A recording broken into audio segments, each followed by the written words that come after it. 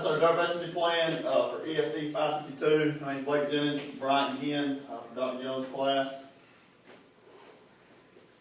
Diversity, what we define diversity is a melting pot of different people and ideas. Carrie Yankley said not only peace, or not only race, but learning styles, socioeconomic levels, and much more.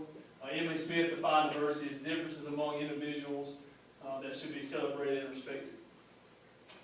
First thing we had to look at was our demographic data here at Ohatchee. Not super diverse here. You see most of our students, over 92% of our students are of Caucasian descent. Very little percentage of African American, Hispanic, and Asian. Here on campus, we do have one student that is from Japan. Our free and reduced over the past 3 years, this is all of last year's data is the most recent. We have 52.7% of our students are free and reduced. The year before that was 42.2%, and then in 2014, 2015 it was 40%. So, we looked at the data.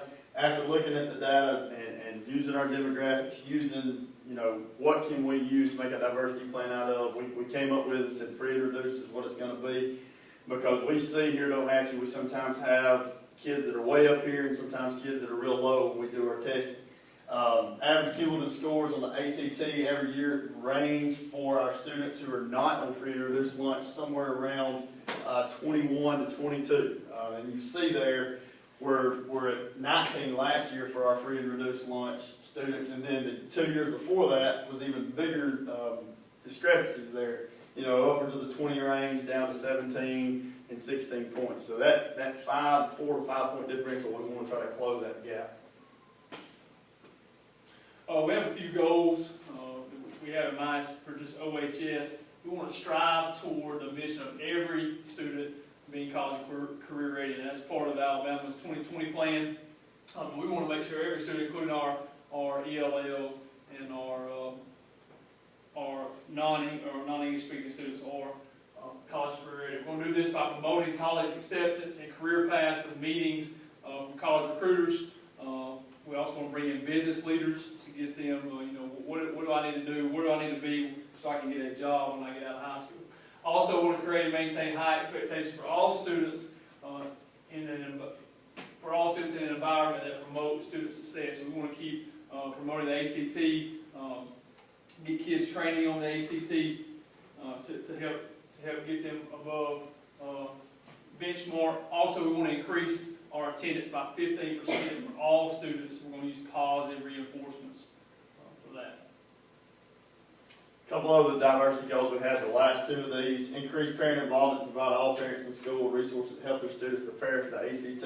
One of the strategies that we'll use is calling home. Using strategies class, teachers call home maybe 3 to 5 times a week, call a couple students every day, talk about the positives, talk about the negatives, but try to make sure those positives outweigh the negatives when you call, and provide all students helping and preparing for the ACT during strategies on a daily basis. We give our sophomores, we can let our 9th graders or sophomores take practice tests. We can start these practice tests in the fall.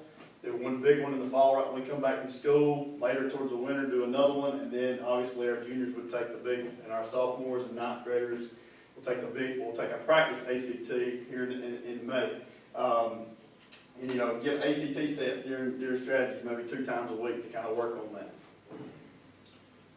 Our goal for students of poverty, to increase college interest and acceptance through all faculty members during the early months of their junior and senior years to help with acceptance to colleges. We want to have a college application week where we get students to choose maybe 3 to 5 colleges they may want to go to and go ahead and apply for them.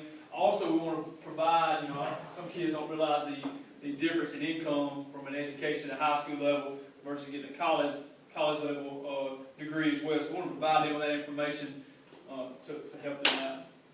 Also, we want to, all faculty members will build professional relationships with students by understanding how the impoverished live on a daily basis. I think in this class, diversity class, we read Understanding Poverty. It opened my eyes a lot to what some of these kids go through. Wonder about where their next meal is going to come from, stuff like that I didn't have to grow up with. So it does help for us to, make sure the faculty understands that.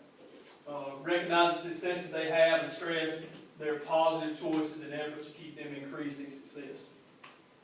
A couple other things, we talked about with Dr. Ruby painting the book we've read. All faculty members must model in speaking and writing in formal registry. A lot of times our kids use casual registry when they're talking, try to teach these kids how to have conversations. And one strategy we talked about doing is teaching kids how to, conduct an interview, or so on and so forth, and making sure we use better vocabulary with our students, and us as teachers use formal registry all the time. Teach the impoverished students they have a choice in their actions and what their perceived future will be. A lot of times the students think that if in poverty, they believe that, hey, this is what I come from, this is what I'll always be, and I can't change it. But it's our job as educators and as leaders to make that, make the kids realize, hey, you can change what you're in. You can be something better than what you have. Our goals for our faculty, we want to increase and provide professional development for all teachers using the A frameworks for understanding poverty by Ms. Ruby K. Payne. We want to use a book study using this book, and over the summer, and we'll also have follow-up time during our PD days when we first come back. We want to place folders and posters in all rooms to recognize poverty-stricken situations that students in poverty might be dealing with. There could be some underlying factors. We want to use the hidden rules test in her book to kind of help show teachers how some students survive in poverty.